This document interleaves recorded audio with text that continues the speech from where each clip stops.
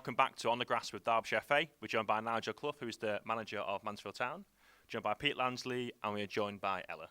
So we're going to go straight into looking at the four corners model, and it's physical, social, technical, psychological. Which of those would you say is the most important for you on a match day -1 in your session? Well, they're all pretty important. We always place great emphasis on the psychological side of things. Being mentally prepared is probably the most important thing going into a game or at any point. I think if you're not right mentally and psychologically, then it'd be very difficult to perform that day, the next day, whenever. And then just into your coaching journey, how did you start coaching? Player manager at Burton Albion 26 and a half years ago. And then over the next few years went on the courses, did all the necessary qualifications and everything over quite a number of years. Only finished them a few years ago, and enjoyed them more as they went on, as they went progressively from the A license on, or the B to the A to the pro license. They got a little bit more diverse. The early ones are mainly concentrated on coaching, which is only right. But when you get to the pro license, it's quite diverse in the topics that you cover, the subjects, the people that come in and talk to you, and also the people on the course, which is probably where I think most people will agree when they go on these courses. You learn as much from the other members of the course than you do from the people that come in and talk to you. What was that like then, in terms of one going straight from as a player into coaching? What was that like for your transition for you? I was doing both because I was player manager, so it was it's not the easiest thing. You used to see them quite often many years ago, but you don't see them too often these days. I think as if you're around in non-league, and obviously Burton were in non-league at the time, so it made it about doable. I wasn't planning on playing too much, and I went in with Gary Crosby as assistant, and he was actually in better physical shape than me at the time. So the idea was for maybe him to play, and then his ankle went very early on. So for the next few weeks, he kept saying to me, "You're going to have to play, you're going to have to play." And eventually I did. I started, I think, 2 or 3 months after taking the job, and ended up playing over 300 games for them. I remember, the last player manager I can remember was Edgar Davids at Barnet. There you go. I remember that, which was probably 10, 15 years ago now. Yeah. That was, very few. I think Curzon Ashton have got one, but very, very few around. I think everybody's sussed that it's quite difficult to do one. But Gary used to say to me, and he was right, he said, "You've got the best part playing." He said, "Watching's worse," and having watched for the last 10 or 15 more years, it's certainly worse once you stop playing. Yeah. And then you said, obviously, you've done your B through to your pro, so obviously you said you made some great contacts on there and meeting people. What's the biggest thing you've learned from them outside of obviously the content on the courses? What's your biggest takeaway for them? Well, just you cover so many diverse topics. I remember on the last one we had people came and gave us a demonstration from the air ambulance, and you might say, "What's that got to do with football?" And it was absolutely fascinating. And they did a sort of role play thing where, a situation that they encountered and how they deal with it under pressure, with stress, with crowds and everything is quite incredible. Even how they decide which incidents to attend, first of all, is incredibly interesting in terms of how difficult that must be, making a decision like that under pressure. And it's all linked in some sort of way. But it was absolutely, honestly, everybody on the course was fascinated by what they were saying and watching how they go about it. And it certainly puts it in perspective. We're preparing for a football game. And there's a few thousand people watching and everything, but they're talking about making life and death decisions under huge pressure. So that was one of the most interesting things we encountered. That's class. That I can imagine say it kind of relates back to it. It's really good. In terms of people you've met, interesting people on the course as well. Or many ex-internationals and everything. Some sort of more interested in the courses than others. Some didn't really take it too seriously. Meeting up with old teammates. Robbie Fowler was on one for a while. And also you get to go abroad. I think it was the pro license. You go abroad for 2 or 3 days. We went over to the under-21 tournament in France in the summer. So you get to watch games, analyse and discuss them afterwards. with your other members on the course. So that experience was great as well.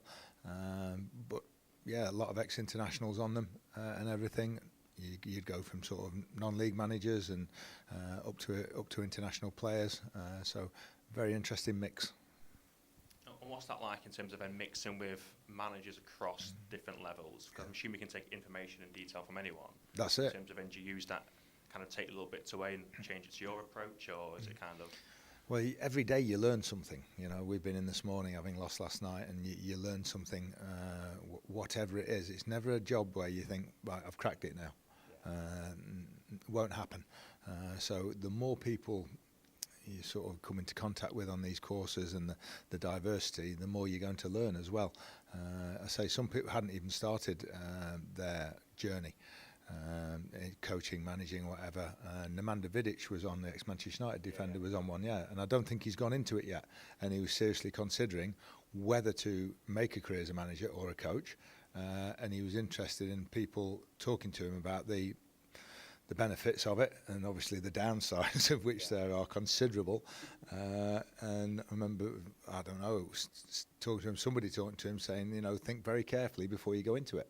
It's not something you can do lightly and a lot. Go in and don't get back in after the first job, either through choice or not having an opportunity. So very interesting talking to people like him, thinking, well, financially I don't think he needs to do it. So yeah, I think he's probably all right, isn't he? I think he's doing okay. So does he really want that side of it and that change of life or whatever that inevitably brings? One final little point from me is why do you do it then? So obviously because... Good question. And I'm sure sometimes you question that yourself, but what's the biggest reason for you to still be involved in the game and keep coaching and going from there? Well, as the song says, I've got, you know, bills to pay and children who need clothes. You know who sang that? Billy Joel in a song. So, you know, I wasn't of an age of, you know, the nowadays where a few years and you won't have to work again. It was a different era when I played. So I don't know. It's a very, very difficult question to answer. Especially for my wife, because she asks that most times, you know, when I got in last night, 11:30 or whatever, and I said, I'm fed up with losing, especially when you don't deserve to. It's not a nice part of the game, but I haven't quite worked that one out yet. Yeah. Seriously. No, that's crazy though, isn't it? In terms of it is, yeah, to do something for 26 and a half years and not really know why you're doing it. A bit like you, Pete, maybe? That's honest. That's honest. Well, I keep doing different careers, keep trying to find the one that will work for me. But coaching actually, down at grassroots level, is the one that sustains. So I've been coaching at Brassington Primary as long as you did at Burton Albion, because I can't give it up. Absolutely love it. There's certainly an addictive element to it, and the high or whatever, the buzz that you get from winning a game or even drawing a game. Is considerable, so you take that into consideration. It's the fear of losing. We once got asked on one of the courses, you know, to put your hand up. It's the fear of losing or the wanting to win, and I didn't put my hand up for either because it was the fear of losing, and I didn't want to appear negative. And the guy said to me, "You didn't put your hand up for either." And I explained, and he said, "No." He said, "Most people who are successful will do it for the fear of losing, rather than the wanting to win." Which is an interesting thing. And that's exactly what Thomas Tuchel was saying when he was criticising the Southgate era, that he thought England's players last summer were too fearful of losing the final rather than optimistic about winning. Is that a natural thing for a manager to get that mindset? I think a manager will be more pessimistic than players because, people say, what's it like when you win a game? Well, it's just relief that you've got a week or 3 days without the feeling of having lost. Seriously, that's what it is. And even talking to a manager last week, and he'd won his or whatever, and might have got safe or something like that. And it's just relief, you know. Especially we've just gone 10 weeks without winning a game, and it was one of the most difficult 10 weeks we've had in over 26 years. In terms of we didn't deserve to go out long. Our defeats should have been draws. Our draws should have been wins, and everything sort of a perfect storm. But it takes you to very, very dark places in that time when you can't win a game and even the draws are a temporary relief from it. Just don't lose. That feeling is one of the worst you can experience in football. You spoke about the fear of losing, and then also you mentioned before, Torella, that the four-corner model around the psychological is really important to you then. Yeah. How do you deal with that with players in terms of you've gone that a long time without success, and like you say, you deserve success but not quite got it? Yeah. Kind of how would you keep the players motivated, on track in terms of yourself as well, really? Well, it's difficult, but I think if you're getting battered 3 or 4-0 every week, it's a different prospect altogether, because they can't see any way out. When you are playing well, as we were, we went up to Blackpool, we went 3-1 up, missed an unbelievably good chance to go 4-1 and kill the game. They got 2 breaks in the box, we ended up 3-3. Steve Bruce said to us afterwards, that's the best anybody's played here all season. And we got a draw from it, and we were in the midst of, I think, probably then 8 games without a win. So there's light at the end of the tunnel there when that happens. We got Burton the other week, we play unbelievably well. They scored a deflection in the first half. We get back into it with an own goal. We miss a penalty. We absolutely battered them second half, and we miss a penalty in the 89th minute to win the game. So there's 2 games there straight away that you've drawn that you should win. Wigan, we draw 0-0 at home. We have 23 shots, 40 crosses, and not one thing dropped for us in the penalty area.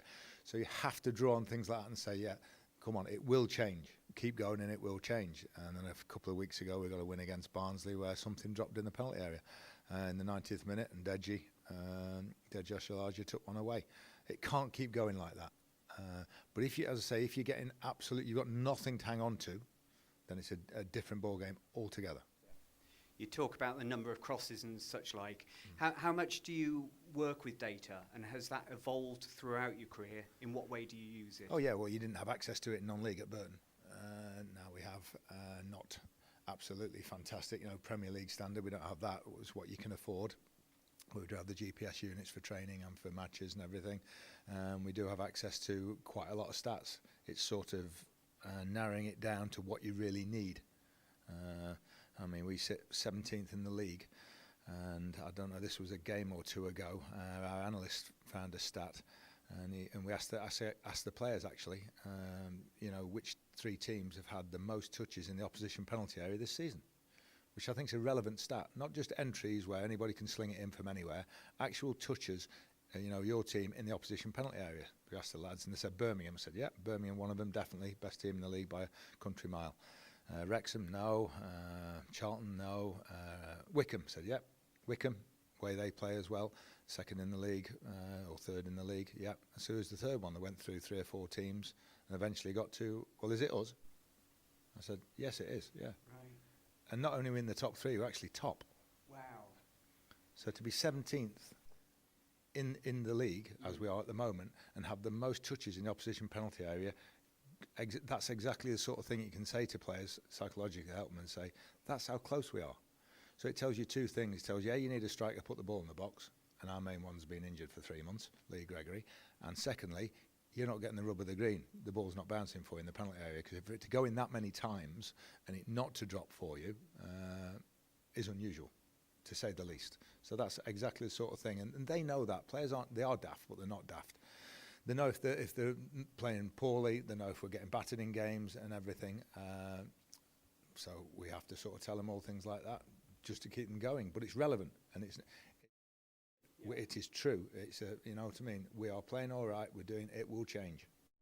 And the use of data in football, of course, is absolutely massive. So we sat down recently with Duncan Alexander, who's the editor for Data and Tactics at The Athletic, to get his take on that aspect of football. Can you give us a little bit of background into your career and why you're here? Yeah, it's been very enjoyable to speak to them as always. But I guess my background is very much sort of football data. So I got into the football industry in the early 2000s when data was very rudimentary, wasn't really used that well, I guess, by the media.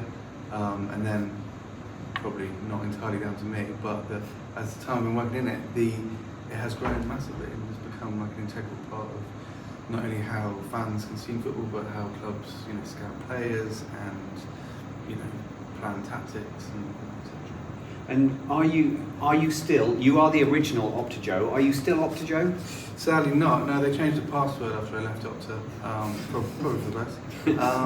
But yeah, I mean, we started Opta-Joe in 2009. And I think the social media era is quite key to that, because I think, you know, there was an availability of data to the public, and there was social media which allowed people to kind of build profiles and specialise in niche things, and that very much allowed kind of, you know, many colleagues of mine to sort of find their way into the industry. And we kind of see the effects now with, you know, grassroots football is no different in terms of sort of people analysing games and getting information, and I guess talking about football in a more intelligent or deeper way than they may have done when I was a kid. And I guess all I heard was get rid.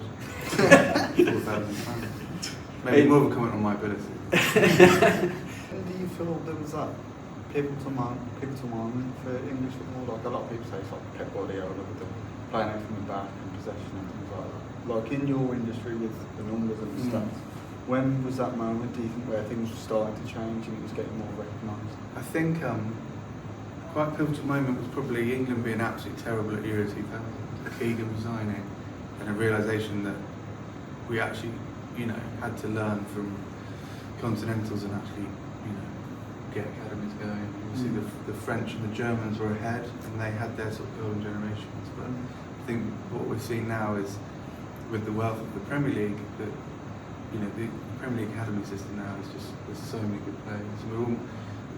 And there's so many now. I think we're seeing a kind of democratization of, like, you know, you look at players like Elliot Anderson and Morgan Gibbs-White at Forest, where they weren't able to make it at their original clubs, but they're so good, and that, you know, they're now just, you can go almost to every Premier League team and find a good academy player that wasn't necessarily at that club to move there. I think that, you know, that's a kind of testament to the strength of the squad. In terms of like the models and we talk about XG, expected assists, that type of thing, what else do you think teams look at, and what else do you think will come in the long term in terms of trying to, you know, break it down in terms of like patterns of play and stuff like that? Yeah, I think so. Like the biggest clubs, I guess the teams at the vanguard of it were like City and Chelsea, and Liverpool to an extent. But yeah, Liverpool, Ian Graham, who was there, he built like bespoke models. You know, sort of they employ astrophysicists essentially to like to kind of build models that can predict stuff in terms of, you know, like a player gets a ball in this position, where should they play, where's the most optimal thing, and it's like, and then the next process is kind of crunching that down into understandable, actionable things that coaches can take to the training ground. There's no point going to a footballer and going, this astrophysicist reckons you should pass there. But if you explain it in a way to the manager that allows him to go on the training pitch and go, I think when you're in this position, always look for this, or try and look for this ball, then it works. And that, I think what the issue 10 years ago was that you didn't have that process. So it was just kind of like some quite nerdy people going onto training pitches and going, you should do this. And footballers sort of rightly were like, not, you know, you haven't played the game is a bit of a stupid phrase, but like that's sort of fair enough. Yeah. But what the industry's kind of learned is that if you put in processes where you can explain it properly to players, you know, players always want to improve. If you can say to players, this is going to make you a better footballer, then they're always going to come better. I guess that's kind of changing the dynamic, just like we mentioned earlier, from right to the young ages. Do you think that's going to obviously benefit English football going forward massively? And also in terms of the coaches themselves, it kind of has to change their approaches right from day one, really, and how they obviously speak to the players and how they put their messages across. Yeah, I think we've got a whole generation now of managers in their late 30s, early 40s who all played their whole career was in that sort of realm. And they all, you know, I know it didn't work out that well this season, but Russell Martin was on Monday Night Football this week, and everyone's like, he speaks really well. It's like, yeah, that generation understand football in a way I don't think people 20 years older than them did, or at least felt comfortable to talk about.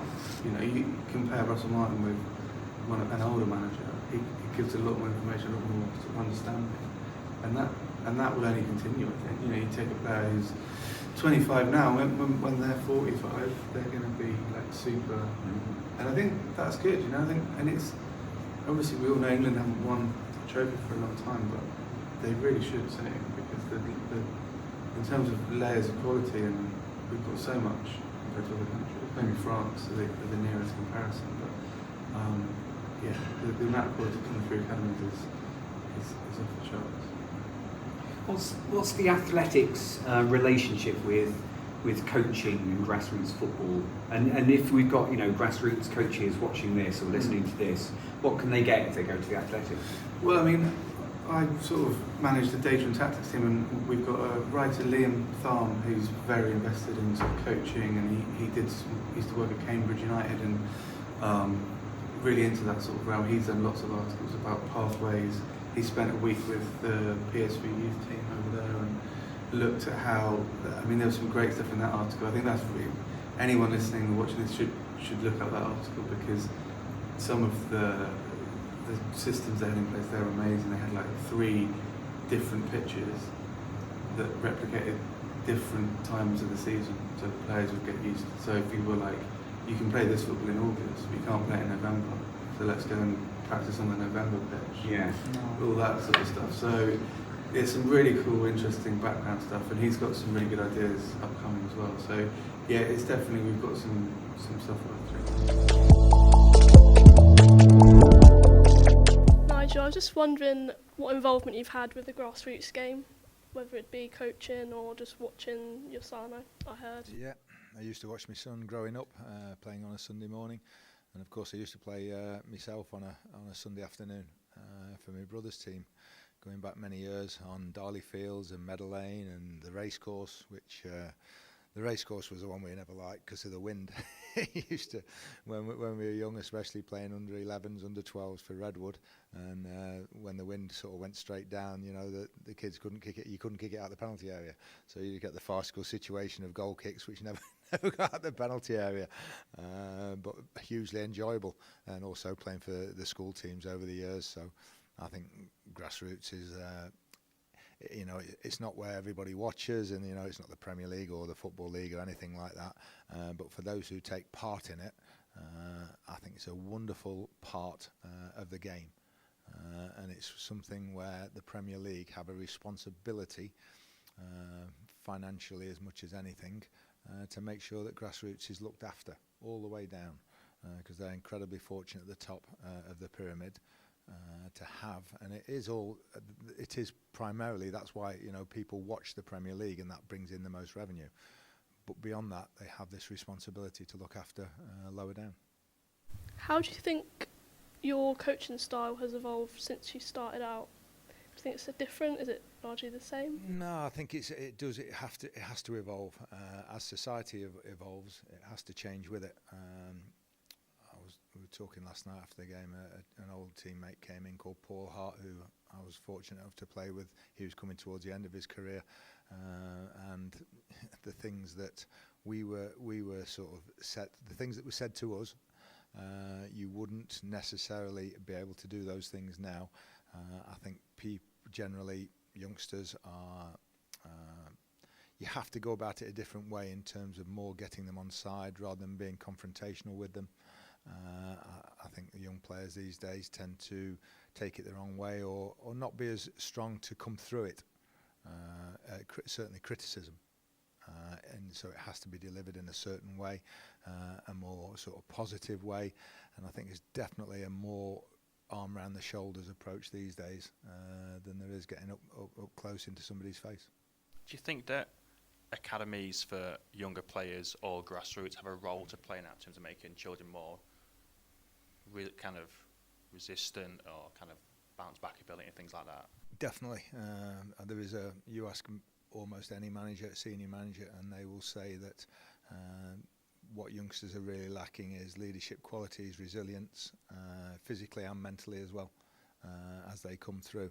And they play on perfect pitches from sort of 7 or 8 years old, and then so few of them actually get to make it that then, say a Premier League youngster, gets released, he thinks he'll walk into a Championship side, he doesn't. League One, League Two, and that's a completely different prospect for him than a Premier League academy. So I think, again, they have a responsibility to prepare them for life outside of the Premier League. At our place, we've got hours out at step 3, step 4, whatever, on loan, because that's where, unfortunately, quite a few of them will end up. So, and I always think, if you have 20 lads in an age group, if one makes it to your first team, then that you're doing extremely well. So where does your responsibility lie as an academy, looking after the one that will probably go through and look after himself, or the other 19 that need to find somewhere within football, if possible, if not education? We've set up a course with an under-21s for the first time for the last couple of years, and next year there'll be 4 or 5 of them hopefully get a degree as well as playing football. And that's as important as producing players to me, because they might not be good enough to, but that degree will hopefully stand them in good stead for the future. Whether it be something you struggled with in the past or you're still struggling, what would you say the biggest challenges you faced in coaching throughout your career? Winning football matches. Yeah. Simple. That's it. Just winning matches in whatever way, whatever form. Once again, I think every coach or manager will tell you there's challenges every day when you're dealing with 25. I was going to say adults, then professional footballers, and it's staff, and people, human problems. Deji missed training yesterday because his wife's about to give birth. We're going for a scan and everything, make sure everything was okay. So what's more important? More important that he's with his wife and everything. And he gave a goal, the first goal. He didn't give it away. He should have done better with the first goal last night. And we pinpointed a couple of things in the meeting that he missed. So on Monday, 'cause he was with his wife, but that's where he should be. So it's balancing all those sorts of things with just human, not problems, just everyday things that everybody experiences with the football side of it and the need to win matches. Do you have a standout moment from your career that is maybe a moment that you particularly enjoyed? Getting promoted with Burton into the Championship was something we never thought we would see happen. We left them on the brink of the Football League, and then I think Gary Rowett and Jimmy Floyd Hasselbank took it on, and we took over for the last 6 months and managed to get them over the line to the Championship. For a club like Burton Albion to get into the Championship is something you won't see very often in the future, because it's very, very money orientated now, and I don't think you'll see these fairy tales almost of teams coming up from non-league without absolutely huge financial backing, which some of them have. So that was the last one, could be the last one for some time in that sort of fairy tale mould. I mean, they got promoted to the Championship with a maximum transfer fee that they paid of £20,000. Now, when we're in an era at the moment where League One side's paying £15 million for a striker, that's a bit different. When I look back at your time at Burton, I know for all those fantastic achievements, the draw, with Manchester United, getting promoted, etc. Because we're here at the University of Derby, I remember when you signed one of the university players and he made his Championship debut at Molineux. Can you ever imagine that happening in the future? No, probably not. And then playing at Molineux, you look at Wolves now in the Premier League and everything, and some of the teams we played in that. First in the 2 seasons in the Championship were just ridiculous. We were playing Newcastle, we were playing Villa, we were playing Forest, we were playing Derby, we were playing Wolves and stuff. Burton Albion, just a decade or so before, we were playing in the Dr. Martin South and the Unibond and things like that. And then all of a sudden you go into these clubs. It was quite incredible.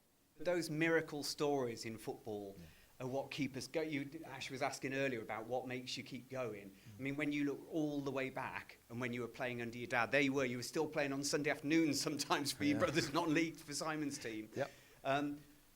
What was it like playing for your dad? Can you just give us a snapshot? What's your outstanding memory of you as a centre forward, my number 9, but as a son playing for your dad in the top level of football? There wasn't a lot of compliments flying around. Let's put it that way. Paul Hart, the gentleman I saw last night, was talking about it. He said he never called you by your name, and he was telling the others in the room. He said he just called him the centre forward or number 9. That was it. And I remember once we played up with Newcastle in an FA Cup tie. It could have been a quarter final or something. I think we were 2-0 down or 2-1 down at half time, and I'd been ill and I'd not trained for a week with flu and things like that, and one of those where I'd been called off and didn't feel the best, and he just said at half time, he said, give the ball to the centre forward today. That was at half time, and I scored an equaliser in the 90th minute or something like that. That's just one memory that's always always stood out. And when you were then breaking through as a manager at Burton Albion, all that was achieved there relatively, it's like Leicester City winning the title in many ways at that level. What was he like as, you know, as the mentor figure, as the senior figure? Because he used to come along and watch the games, didn't he? Yeah, but it wasn't a mentor figure. No, it took him a while to get to understand non-league and that the lads were playing and working. You know, he used to say, he'd come on a Tuesday night and say he wasn't very good after the game and everything. I said, well, he's been building all day, he's been labouring all day, or something like that. So he didn't get that for some time, but he loved the friendliness of non-league, and that people in non-league don't do it for the money, you know, because there isn't any. But they do it for the love of the club, the love of football and everything, and all the volunteers, and that's what we're talking about, grassroots football, that makes it so special, because it's their club, and you'll see people attached to clubs for 30, 40, 50 years, you know, not for any financial reward. And I think he really appreciated that. He used to come to some of the away games when we were in the Unibond, you know, we used to go up the Northwest, and everybody obviously welcomed him with open arms and everything, but he was always struck by the friendliness of people, you know, at that level.